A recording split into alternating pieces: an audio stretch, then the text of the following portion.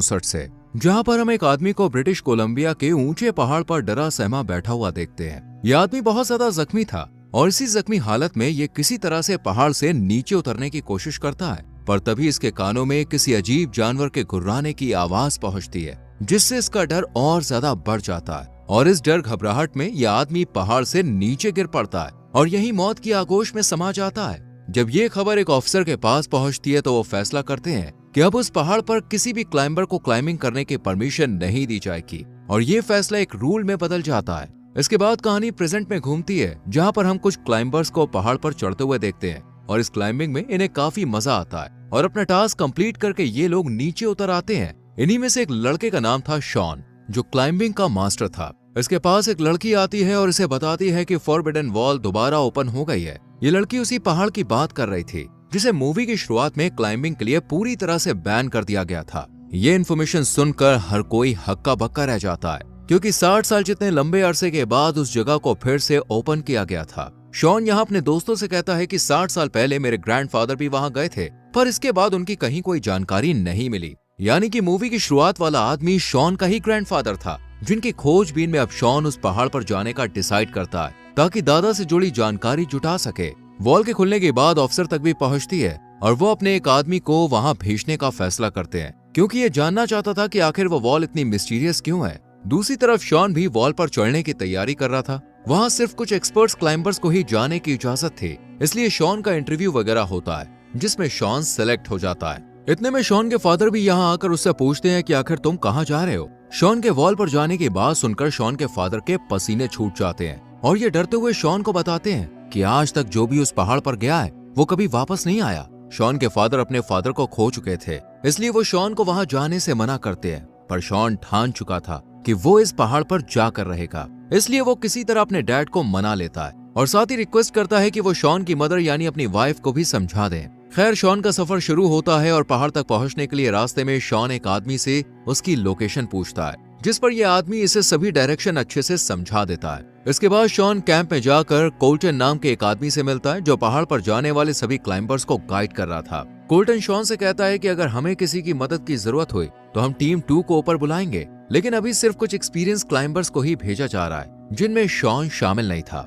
इतने में शॉन के डैड उसे कॉल करके उसका हाल चाल पूछते हैं तो शॉन उन्हें यकीन दिलाता है कि वो एकदम सही सलामत है। दूसरी तरफ हम कोल्टन के साथ एक लड़की को देखते हैं जिसका नाम था कैरी। ये कोल्टन की असिस्टेंट थी और पहाड़ पर जाना चाहती थी, लेकिन कोल्टन साफ शब्दों में इनकार कर देता है और कहता है कि तुम्हें इस कैंप में रहकर यहाँ मौजूद लोगों की देखभाल करनी होगी। ये सुनकर कैरी काफी उदास हो जाती है और कोल्टन को कैरी की ये उदासी बिल्कुल भी अच्छी नहीं लगती, इसलिए ये उसे समझाता है कि अगर टीम 2 बनी तो मैं उसमें तुम्हारा नाम जरूर शामिल करूंगा। ये सुनकर कैरी के चेहरे पर स्माइल आ जाती है। इतने में यहाँ पर एक रेडियो ऑपरेटर आता है जिसका नाम था क्लाइंबर्स और कैंप के हेड्स के बीच कम्युनिकेशन को बनाए रखना। इसके बाद कोल्टन क्लाइंबर्स को जमा करके एक छोटी सी मीटिंग ऑर्गेनाइज करता है ताकि ये पहाड़ पर चढ़ने से पहले वहाँ के कुछ अहम नियम जान ले। कोल्टन इन्हें वार्न करते हुए कहता है कि वो पहाड़ बहुत ज्यादा रिस्की और डेंजर है, इसलिए इसे लाइटली लेने की गलती बिल्कुल मत करना। इसलिए अगर किसी को भी वहां जाने में डर महसूस हो रहा है तो वो अभी घर वापस लौट सकता है, पर क्लाइंबर्स में से कोई भी पीछे नहीं हटता, क्योंकि ये ठान चुके थे कि इन्हें पहाड़ पर जाना ही जाना है। इसके बाद कोल्टन सभी लोगों को कैरी से इंट्रोड्यूस कराते हुए बताता है कि पहाड़ के नीचे सभी ऑपरेशन को मैनेज करने की जिम्मेदारी इसी के कंधों पर है। इस बीच कोल्टन इस एरिया के चीफ को बुलाकर पहाड़ की कुछ इंटरेस्टिंग इन्फॉर्मेशन रिवील करने को कहता है, जिस पर चीफ बताता है कि 60 साल पहले उस पहाड़ पर अक्सर क्लाइंबर्स का आना जाना लगा रहता था, लेकिन फिर अचानक कुछ ऐसा हुआ कि वहां से कोई भी हेलीकॉप्टर नहीं आया। न जाने वो कौन सी दुनिया में खो गए। चीफ इन क्लाइंबर्स को भी समझाता है कि पहाड़ पर चढ़ते वक्त बहुत ही सावधानी बरतें और अगर जरा भी कुछ गड़बड़ दिखे तो तुरंत ही नीचे आ जाए। और ये सलाह खासतौर से चीफ ने शॉन को देखकर बोली थी, क्योंकि यही बात शॉन को भी कुछ खास समझ नहीं आती, क्योंकि शॉन और चीफ दोनों पहली बार ही एक दूसरे से मिले थे। चीफ की ये हरकत यहाँ बैठे सभी लोग भी नोटिस करते हैं और शॉन को टकटकी लगाकर घूरना शुरू कर देते हैं। यहाँ बैठी एक लड़की को जब शॉन के ग्रैंडफादर के बारे में पता चलता है तो वो काफी बुरा फील करती है। मीटिंग खत्म होने के बाद अब बारी आती है क्लाइंबिंग की। स्टार्टिंग में सिर्फ 6 लोग क्लाइंबिंग के लिए आगे बढ़ते हैं।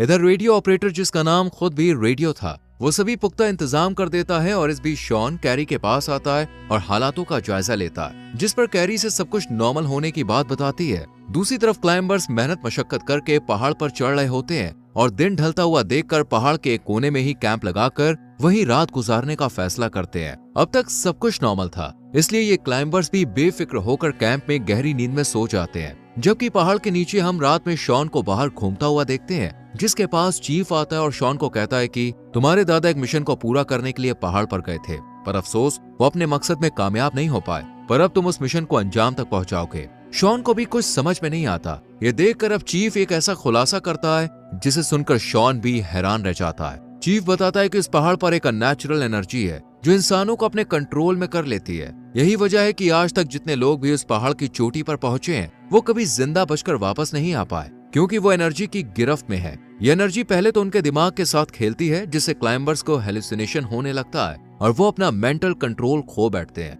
हालांकि शॉन को ये सिर्फ हवाई बातें लगती है, पर चीफ इसे यकीन दिलाता है और कहता है कि हमारे पूर्वजों ने उस ताकत को मारने के लिए एक खास डंडा बनाया था, जिसकी मदद से अब तुम उस शक्ति को खत्म करने जाओगे जिस तरह तुम्हारे दादाजी गए थे।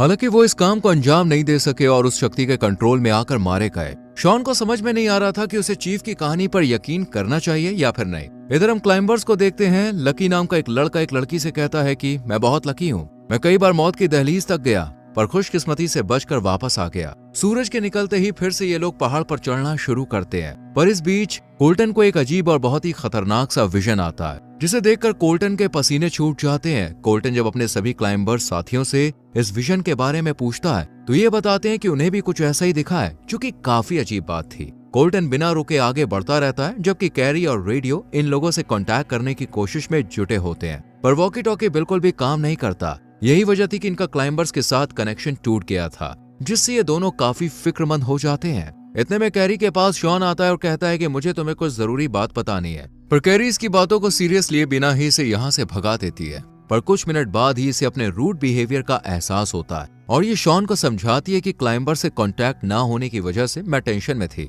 इसलिए तुम्हें बुरा भला कह दिया। शॉन भी कैरी की टेंशन समझकर उसे माफ कर देता है और चीफ की सारी बात इसके साथ शेयर करता है, पर कैरी इसे कहानी समझकर इग्नोर कर अपनी वैन में चली जाती है। जबकि दूसरी तरफ हम कोल्टन को कुछ परेशान देखते हैं, क्योंकि इसे अचानक से हेडक हो रहा था, पर कोल्टन इसे नजरअंदाज करके दोबारा क्लाइंबिंग करने लगता है। कैरी के यकीन ना करने की वजह से शॉन थोड़ा उदास और परेशान हो गया था, इसलिए अब ये उस एनर्जी के बारे में अपने फ्रेंड को बताता है और वो इविल पावर का नाम सुनकर काफी हैरान होता है। इसके बाद सीन घूमता है क्लाइंबर लड़की पर, जो अपनी दोस्त ब्रेड को फॉलो कर रही थी, पर बीच में बड़ा पत्थर होने के बाद ये ब्रेड को देख नहीं पाती और इसे आवाज लगाती है, और जब ब्रेड उसे वापस रिप्लाई करता है तो उसकी आवाज बहुत ही खतरनाक और डरावनी सी होती है, जिसे सुनकर इस लड़की के दिल में खौफ सा बैठ जाता है और इसका डर हैरानी में तब बदल जाता है जब ये ब्रेड को बिना हार्नेस के पहाड़ पर चिपकते हुए चलता हुआ देखती है। ऐसा करना किसी भी इंसान के लिए मुमकिन नहीं था। ब्रेड जब इस लड़की के पास आता है तो इसकी आंखें एकदम काली होती है और ये अपनी दोस्त की हेल्प करने के बजाय उसकी रस्सी को काटकर गिराने की कोशिश करता है, पर किस्मत से ये लड़की खुद को गिरने से बचा लेती है। पर अफसोस ब्रेड खुद को नीचे गिराकर यहीं अपना जीवन समाप्त कर लेता है। इधर शॉन और उसका दोस्त पहाड़ के हालात जानने के लिए रेडियो की मदद लेते हैं, पर बदकिस्मती से नेटवर्क स्लो होने के कारण इन्हें कोई खास इन्फॉर्मेशन नहीं मिल पाती है।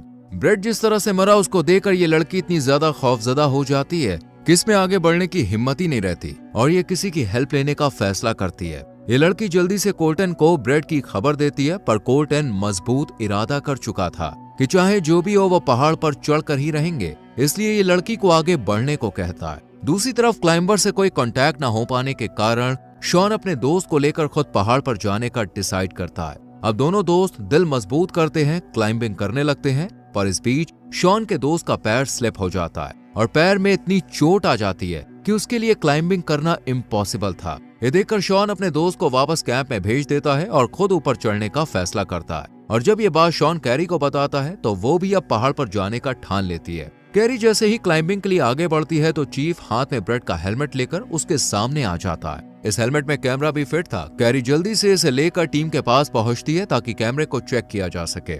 इसके बाद कैरी शॉन के दोस्त को नीचे आने में हेल्प करती है और ये दोस्त कैरी को बताता है कि शॉन अकेला ही ऊपर गया है। कैरी सबसे पहले शॉन के दोस्त को सेफली नीचे ले जाने का डिसाइड करती है और दोनों नीचे उतरने लगते हैं। इधर रेडियो हेलमेट में लगे कैमरे की फुटेज को चेक करते वक्त देखता है कि ब्रेड ने पहले एक लड़की पर हमला किया था और उसकी आवाज भी काफी डरावनी सी हो गई थी। ये सब बातें रेडियो को काफी हैरान करती है। इसके बाद हम शॉन को देखते हैं जिसे चढ़ते चढ़ते रात हो जाती है और इस बीच इसे क्रिस्टियन मिलती है और दोनों रात गुजारने के लिए यहीं कैंपिंग कर लेते हैं। कोल्टन से एक लड़की वापस नीचे चलने को कहती है, पर कोल्टन साफ इनकार कर देता है और कहता है कि अगर तुम्हें जाना है तो तुम जा सकती हो। रात के इस गुप अंधेरे में कैरी भी शॉन के दोस्त को लेकर नीचे पहुंच जाती है और रेडियो इसके पास आकर इसे बताता है कि मैंने कुछ अजीब चीज देखी है, तो मेरे साथ जल्दी चलो। रेडियो की घबराहट देखकर कैरी इसके साथ वैन में जाती है और जब ब्रेड के कमरे में रिकॉर्डेड वीडियो देखती है तो इसके भी होश उड़ जाते हैं। रेडियो फ्रीक्वेंसी क्लियर करके जब कैरी को आवाज सुनाता है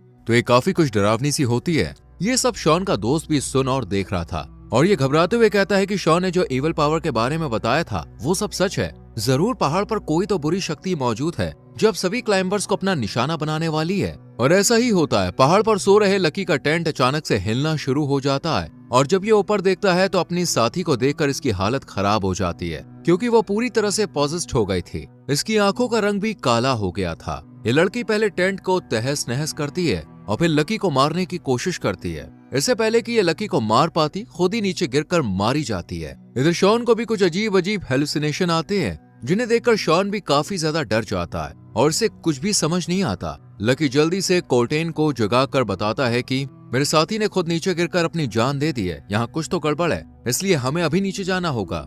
ये सब सुनने के बाद भी कोल्टन नीचे जाने के लिए राजी नहीं होता, बल्कि इसे समझाता है कि हम अपनी मंजिल के बहुत करीब हैं, इसलिए वो तो अब पहाड़ पर जाकर ही रहेगा। दूसरी तरफ हम रेडियो को परेशान हालत में देखते हैं। ये अपने सीनियर से फ्रीक्वेंसी के बारे में सवाल जवाब करता है। सीनियर भी इस तरह की फ्रीक्वेंसी देखकर हैरान था क्योंकि आज से पहले ऐसा कुछ भी एक्सपीरियंस नहीं किया गया था। नेक्स्ट डे हम कोल्टन को देखते हैं जो कि अब नीचे जाने के लिए राजी हो गया था। सब लोग नीचे उतरना शुरू कर देते हैं, पर इस बात से अनजान शॉन और क्रिस्टियन ऊपर की तरफ बढ़ते रहते हैं। कोल्टन शॉन से कांटेक्ट कर उसे कहता है कि सिर्फ अब हम दोनों ही ऊपर चलेंगे। शॉन भी इसके लिए रेडी हो जाता है। अब सिर्फ शॉन और कोल्टन ही ऊपर चढ़ते हैं जबकि बाकी सब नीचे आने लगते हैं। कुछ समय के बाद शॉन और कोल्टन दोनों अपनी मंजिल पर पहुंचते हैं और यहाँ शॉन को अपने दादा का स्केलेटन भी नजर आता है। ये देखकर कोल्टन शॉन से पूछता है कि कहीं तुम अफसर के साथ तो नहीं मिले हुए हो। इस पर शॉन ना में जवाब देता है और दोनों एक दूसरे पर शक करने लगते हैं। इतने में एक एक करके लकी और एक लड़की पॉजेस्ड हालत में इनके सामने आ जाती है और लकी ने अपनी एक दोस्त को भी मौत की नींद सुला दिया था। इस पहाड़ पर एक प्राचीन सा पत्थर रखा होता है जिस पर अजीब सी रेडिएशन थी। यह पत्थर किसी जादुई शक्ति का साइन लग रहा था। इविल पावर लड़की को अपने कंट्रोल में कर उसके हाथ लकी को मार देती है। इसके बाद ये लड़की कोल्टन पर भी अटैक करके उसे लहूलुहान कर देती है। तभी शॉन को चीफ के दिए गए डंडे का ख्याल आता है और ये जल्दी से डंडे से इस जादुई पत्थर पर वार करता है। ऐसा करते ही पत्थर शांत सा पड़ जाता है और लड़की एकदम नॉर्मल हो जाती है, मानो इसी पत्थर ने उसे पॉजेस्ट कर रखा था। कोल्टन भी सिसकते हुए दम तोड़ देता है। ये सब मंजर देखने के बाद लड़की शॉन से कहती है कि अब हमारा यहाँ से जाना बहुत मुश्किल है, पर शॉन इसे बताता है कि मेरे पास पैराशूट है। इसके बाद दोनों एक ही पैराशूट से नीचे की तरफ आ जाते हैं और इस तरह से सिर्फ ये दोनों इस मौत के कुएं से सेफली बाहर निकल आते हैं। ऑफिसर को भी जानकारी मिल जाती है कि उस पहाड़ पर कौन सी रहस्यमय चीज मौजूद थी। अपना मकसद पूरा करने के बाद शॉन अपने घर वापस आ जाता है और इसके फादर इसे वापस जिंदा देखकर बहुत खुश होते हैं। शॉन अपने दादा के स्केलेटन के बारे में अपने फादर को बताता है। इसके बाद हमें कोल्टन दिखाया जाता है जो वापस जिंदा हो जाता है और इसकी आंखों का रंग एकदम ब्लैक हो जाता है और इसी सस्पेंस और खौफनाक सीन के साथ